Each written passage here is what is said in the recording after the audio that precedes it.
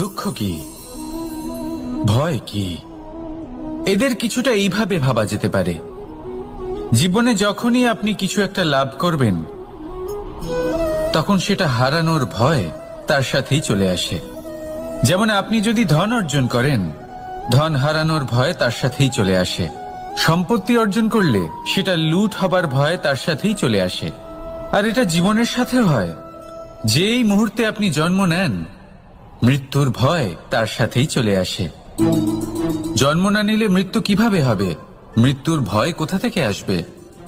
এবার এই ভয় কি সেটা আপনাকে বুঝিয়ে বলি।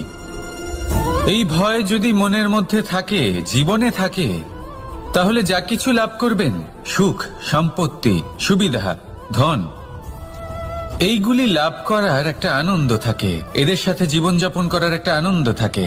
এই ভয় সেই আনন্দ আপনার থেকে কেড়ে নেয়। ধরে নিন কাল আপনার মৃত্যু হতে চলেছে।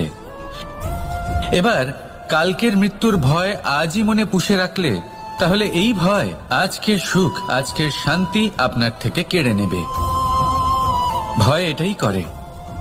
সেই জন্য মনে রাখবেন, ভয়ের সঙ্গ আপনি ত্যাগ করে দিলে জীবন যাপনের যে সুখ তা চিরকাল আপনার সাথে থাকবে।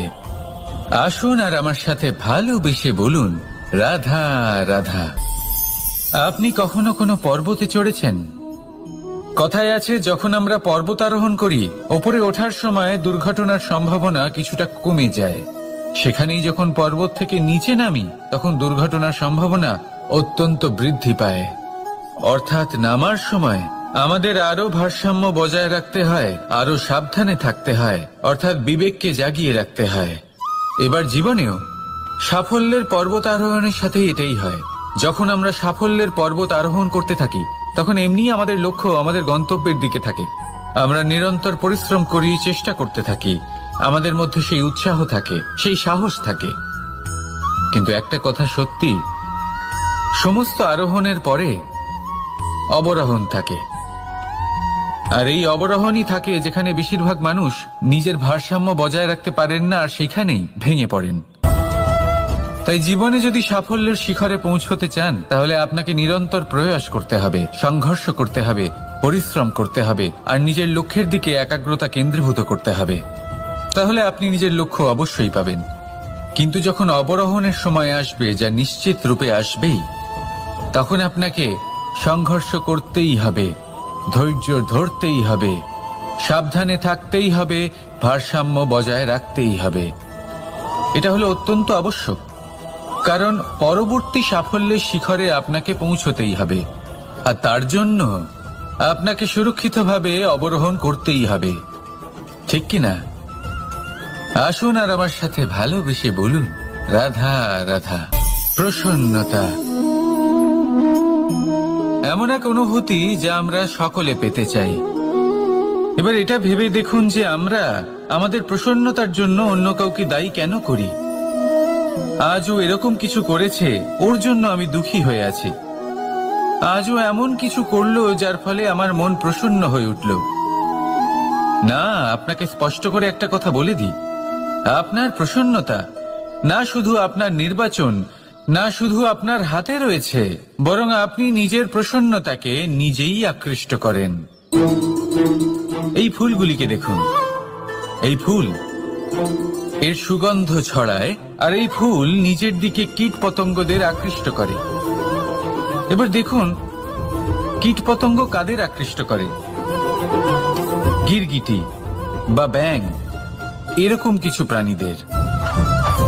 এবার এই যে ফুল, কীট পতঙ্গের জন্য এই যে ফুল, তার বিকাশ হয়, এ আরো প্রস্ফুটিত হয়, ওর বংশ আরো বৃদ্ধি পায়। তাই এর তাৎপর্য হলো সহজ, ফুল উচিত ব্যক্তিকে নিজের দিকে আকৃষ্ট করে। এবার কীট পতঙ্গের কথা বললে তারা কাদের আকৃষ্ট করে? তাদেরই, যারা তাদেরই শিকার করবে, খাদ্যরূপে গ্রহণ করবে। এবার কাকে আপনি নিজের দিকে আকৃষ্ট করতে চান, তার নির্বাচন আপনারই। আপনি কি প্রসন্নতাকে নিজের দিকে আকৃষ্ট করতে চান, নাকি অপ্রসন্নতাকে করতে চান, তার নির্বাচন আপনারই। আপনি জীবনে যা কিছু পাবেন, সুখ, দুঃখ, আশা, নিরাশা, প্রসন্নতা, অপ্রসন্নতা, সবই হলো আপনারই নির্বাচনের পরিণাম। তাহলে সঠিক নির্বাচন করুন আর আমার সাথে ভালোবেসে বলুন, রাধা রাধা।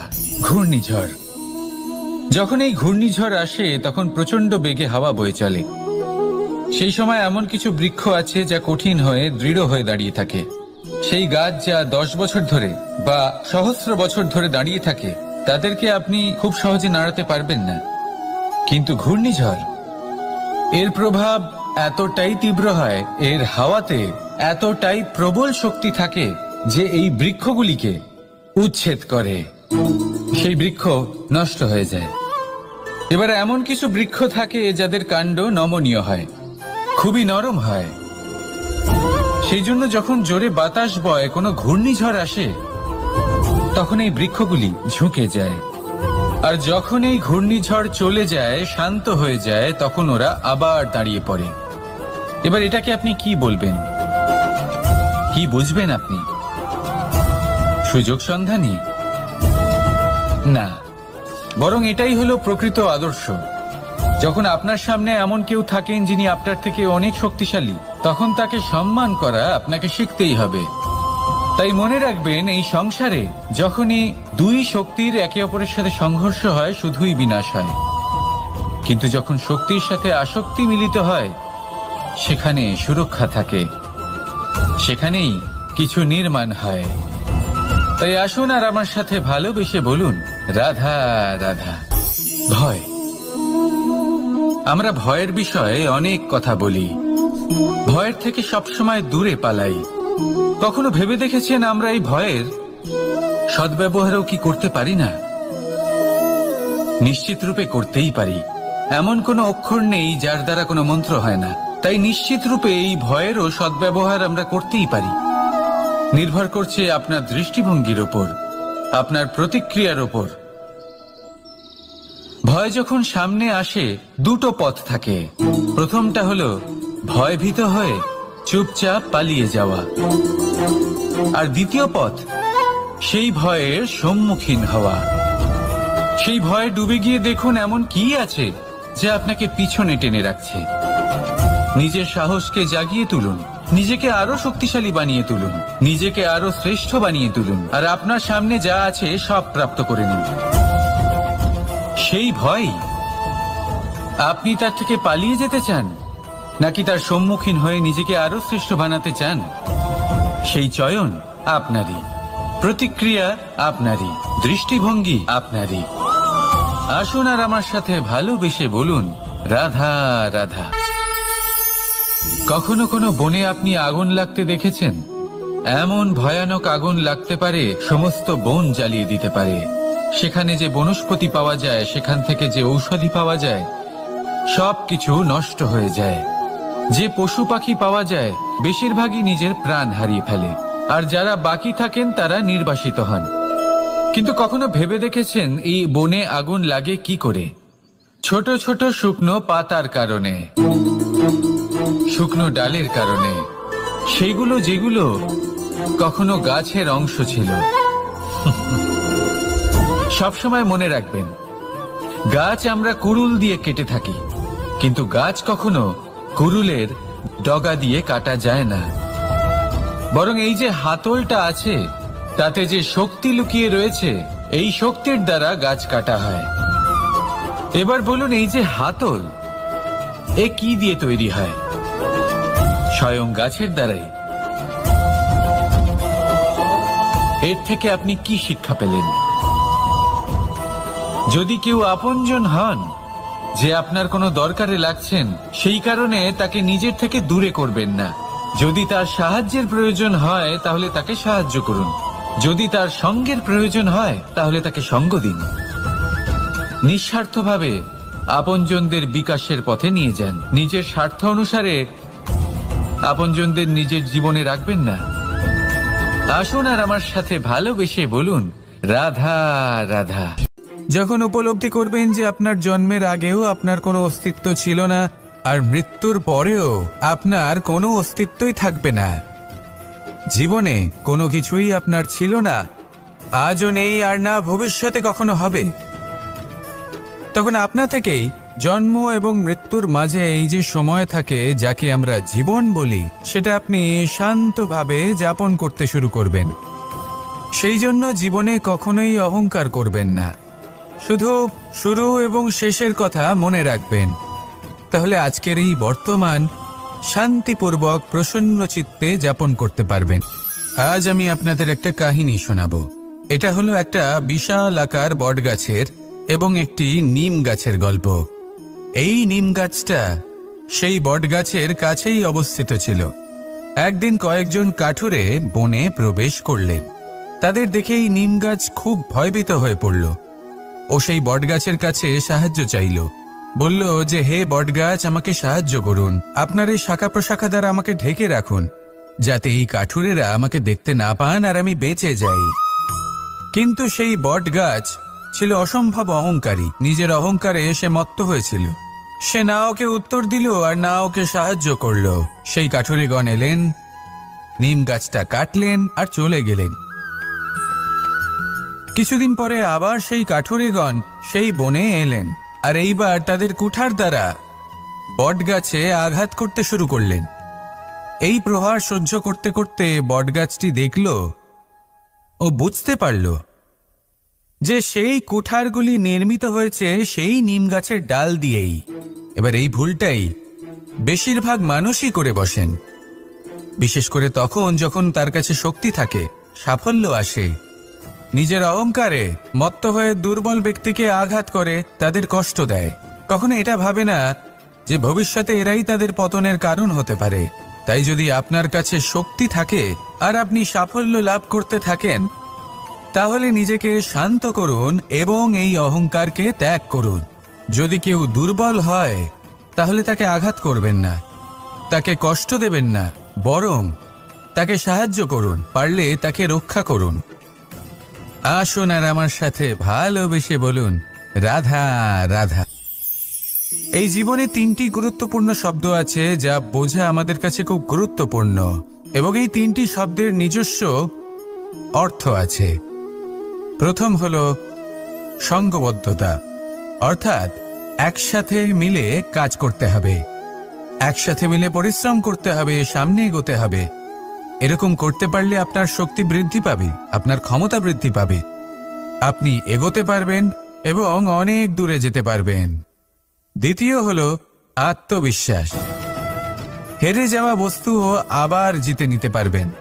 যদি আপনার নিজের আত্মবিশ্বাস থাকে তাহলে আপনি কখনো পরাজিত হবেন না। এবং তৃতীয় হলো অহংকার।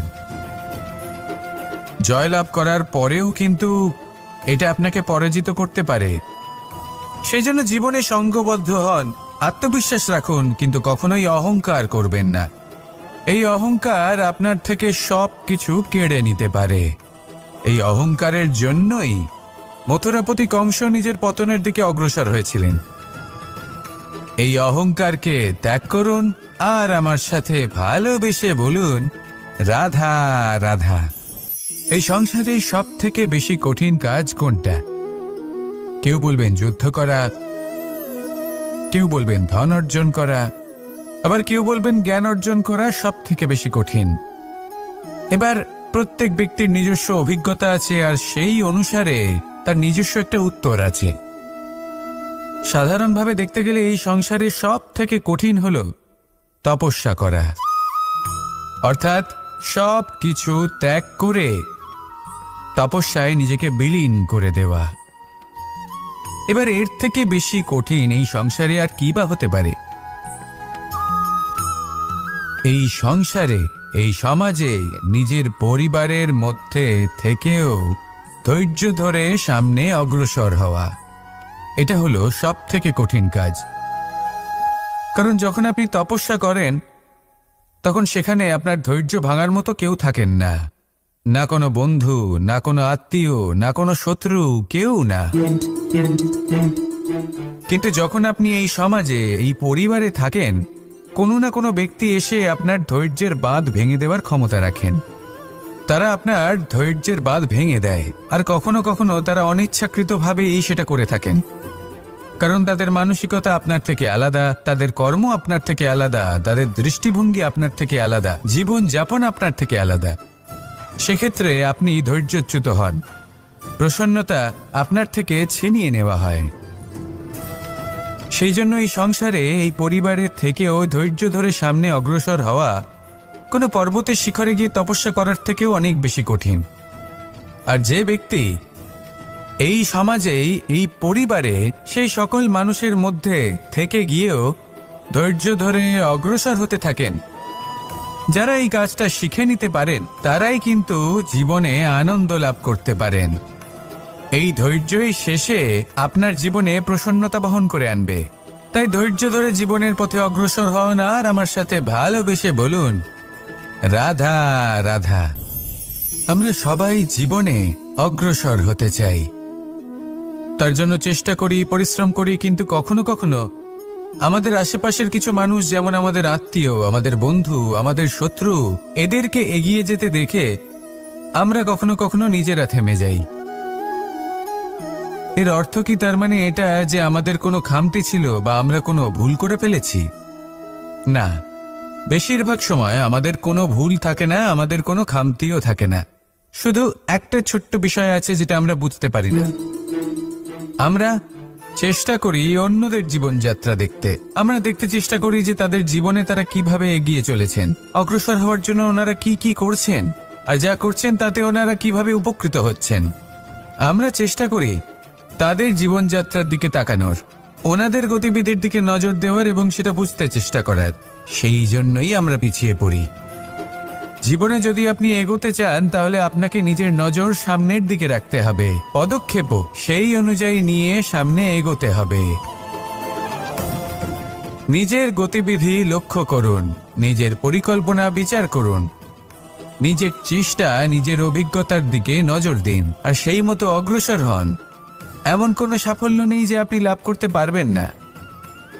আসুন আমার সাথে ভালোবেসে বলুন, রাধা রাধা। আমাদের জীবনে সবসময় এটাই শেখানো হয় যে কখনো কারোর নিন্দা করবে না, কিন্তু আজকের দিনে সত্য হলো এটাই যে প্রত্যেক ব্যক্তি কোনো না কোনো সময় কোনো না কোনো মানুষের নিন্দা করেই থাকেন। এবার আপনি কারোর নিন্দা করলে সবসময় এর অর্থ এটা নয় যে আপনার মন মলিন। কখনো কখনো এমন কিছু পরিস্থিতির জন্ম হয়, কিছু ব্যক্তি আমাদের এমন দুঃখ দেন যে সেই দুঃখের বশে আমরা নিন্দা করতে শুরু করি। এবার নিন্দার বিষয়ে এমন এক সত্য আছে যেটা জানা প্রয়োজনীয়, যেটা আমি আপনাকে একটা উদাহরণ দিয়ে বোঝাবো। আপনি কখনো একটা চিত্র অঙ্কন করতে চেষ্টা করবেন, যতক্ষণ না সেই রং আমাদের হাতে লেগে যাচ্ছে ততক্ষণ আমাদের সেই চিত্র পূর্ণই হয় না। এবার এটাই হয় নিন্দার ক্ষেত্রেও।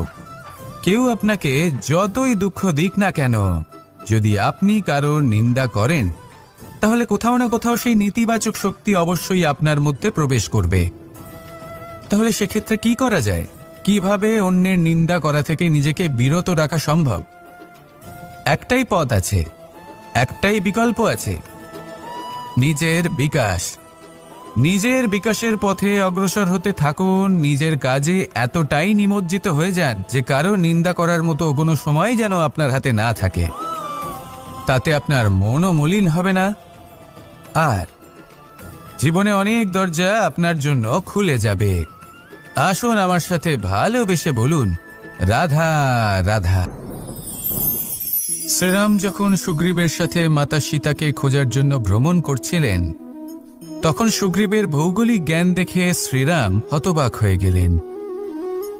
তখন সুগ্রীব বললেন যে যখন বালির হাত থেকে উনি পালাচ্ছিলেন, নিজের প্রাণ বাঁচিয়ে পালাচ্ছিলেন, উনি তখন অনেক জায়গায় গেছিলেন, কিন্তু কোথাও যেন উনি যোগ্য আশ্রয় খুঁজে পাচ্ছিলেন না।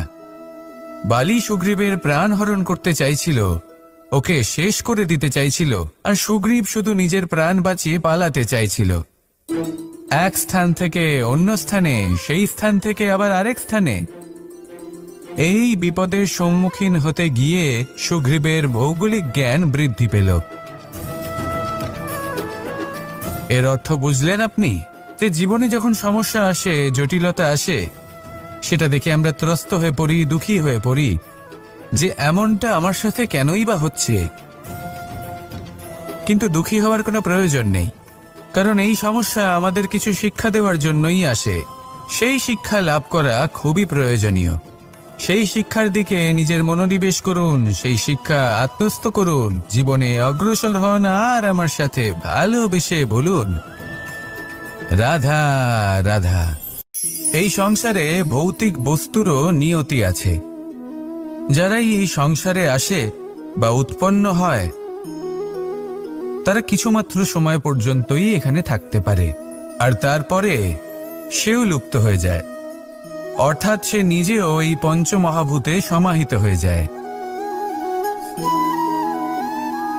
আমাদের সাথেও ঠিক এটাই হয়। সেই জন্যই ঈশ্বর দ্বারা প্রদত্ত এই উপহারের বিষয়ে ভাবুন, এই জীবনের বিষয়ে ভাবুন। ঠিক যেমন বিশ্বাস ভঙ্গ হলে কোনো ব্যক্তি আমাদের কাছে অপরিচিত হয়ে যান, ঠিক সেরকমই শেষ নিঃশ্বাস ত্যাগের পর এই শরীরও আমাদের কাছে পরই হয়ে যায়। তাই এই শরীর থাকাকালীন শ্রেষ্ঠভাবে একে সদ্ব্যবহার করুন, এই জীবনে শ্রেষ্ঠ কর্ম করুন। আর এই জীবনকে শ্রেষ্ঠভাবে যাপন করার জন্য কিছু কথা বোঝা প্রয়োজনীয়। যদি আপনি কারোর প্রশংসা করেন, তাহলে পূর্ণ হৃদয় দিয়ে করুন। যদি আপনি হস্তক্ষেপ করে থাকেন, তাহলে মস্তিষ্ক দ্বারা করুন। যদি আপনি সমীক্ষা করেন, তাহলে বিবেক দ্বারা করুন। যদি আপনি ধন অর্জন করতে চান, তাহলে নীতি অনুসারে চলুন। যদি জীবনযাপন করতে চান, তাহলে রীতি মেনে করুন। আর যদি ঈশ্বরের ভজন করতে চান, তাহলে ভক্তিভাব নিয়ে করুন। শুধু এই কথা মনে রাখবেন যে আপনার এই জীবন কিন্তু অনিশ্চিত কাল পর্যন্তই আছে। কতক্ষণ আছে সেটা কেউ জানে না। তাই কিছু মুহূর্ত যেটা যাপন করতে আমরা এখানে এসেছি, সেখানে ক্রোধ, অহংকার, ঈর্ষা, এইসব আবেগের কি গুরুত্ব বলুন তো? এগুলো ত্যাগ করুন। মানুষকে ক্ষমা করতে শিখুন। আস্তে আস্তে বিশ্বাস করতে শিখুন। এই সংসারে নিঃস্বার্থভাবে প্রেম করতে শিখুন আর সবার মধ্যে আনন্দ বিতরণ করুন। তাই এই সব গুণ যদি আপনি আত্মসাৎ করতে পারেন, তাহলে আপনার জীবনে শুধু আনন্দ এবং আনন্দই বিরাজমান হবে। আসুন আমার সাথে ভালোবেসে বলুন, রাধা রাধা। জল জল এই পৃথিবীতে বেঁচে থাকার জন্য আবশ্যক তো বটেই, কিন্তু এই জল আমাদের একটা অত্যন্ত গুরুত্বপূর্ণ শিক্ষা প্রদান করে। কখনো এই জলকে দেখেছেন? যে পরিস্থিতিতেই এই জল প্রবাহিত হোক না কেন, এর উপর যা কিছুই প্রভাব থাকুক না কেন, এর পথে যতই বাধা আসুক না কেন, তার মধ্যে থেকে ও নিজের পথ ঠিক বের করে নেয়, কিন্তু নিজের প্রবাহ থামতে দেয় না, ক্রমাগত অগ্রসর হতে থাকে। সেরকমই একটা শিক্ষা যেটা আমরা জল থেকে পেয়ে থাকি, তা হলো এটা: আমরা যখন জলের দিকে তাকাই, তখন আমরা নিজের প্রতিবিম্ব দেখি, স্পষ্টভাবে দেখতে পাই। কিন্তু তখনই দেখতে পাই যখন এই জল শান্ত থাকে, স্থির থাকে। যদি এই জল অশান্ত হয়ে থাকে, স্থির না হয়, তাহলে আমরা এতে নিজের প্রতিবিম্ব দেখতে পাই না। এটাই আমাদের মনের সাথেও হয়ে থাকে। যখনই জীবনে কোনো সংকট আসে, যদি আমরা শান্ত মনে, স্থির মনে সিদ্ধান্ত নিই, তাহলে সেটা এমন একটা শীতল সিদ্ধান্ত হবে যেটা আমাদের ভবিষ্যৎকে একটা শ্রেষ্ঠ স্থানে নিয়ে যাবে। যদি এই মন অশান্ত হয়, বিচলিত হয়, পীড়িত হয়, দুঃখিত হয়ে থাকে, রুষ্ট হয়ে থাকে, তাহলে অনেক সময় আমরা এমন সিদ্ধান্ত নিই যেটা আমাদের জন্য অনুচিত প্রমাণিত হয়। যখন আপনি ক্রুদ্ধ ছিলেন বা দুঃখের বশে ছিলেন, তখন অনেক সময় হয়তো এমন সিদ্ধান্ত নিয়েছেন যেটার জন্য ভবিষ্যতে আপনি অনুশোচনা করেছেন। এবার দেখুন, এই আবেগগুলো থেকে আমরা পালাতে পারবো না, কিন্তু এই আবেগগুলো আপনার উপর কতটা প্রভাব ফেলবে সেটা আমরা অবশ্যই ঠিক করতে পারি।